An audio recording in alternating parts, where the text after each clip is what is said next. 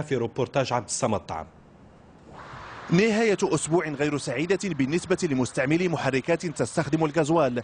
السعر الجديد منذ صباح اليوم 8 دراهم و88 سنتيما، مع استحضار فوارق النقل من مدينة المحمدية إلى باقي مدن المملكة. الزيادة هذه ساعة المازوت تجي على غفلة، ما فرصنا والو. حنا فات الصباح هذا تصبحوا زايدين علينا 50 فرنك ولا 40 فرنك، وحنا ما فرصنا والو.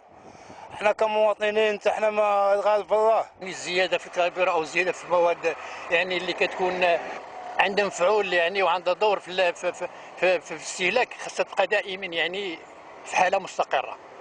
وكانت الوزارة المكلفة بالشؤون العامة والحكامة قد أوضحت أن الزيادة جاءت على أساس الأسعار المرجعية المعتمدة بسوق روتردام ومعدل صرف الدولار، وتبين أن السعر الداخلي للغازوال قد تجاوز نسبة 2.5%.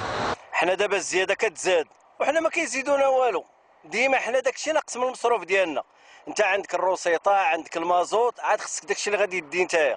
حنا بعد هاد الشيفورات ديال الطاكسيات راه ضايعين كثر من القياس. عاد نشوفوا الزياده ديال المازوت، وفي العشيه ملي كتعطي للسيد رزقه ودير البلان ديالو راه كيبقى الله سبحانه وتعالى اللي عالم علينا.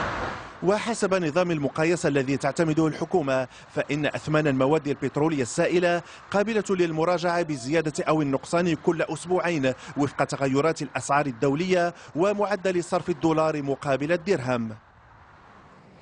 منذ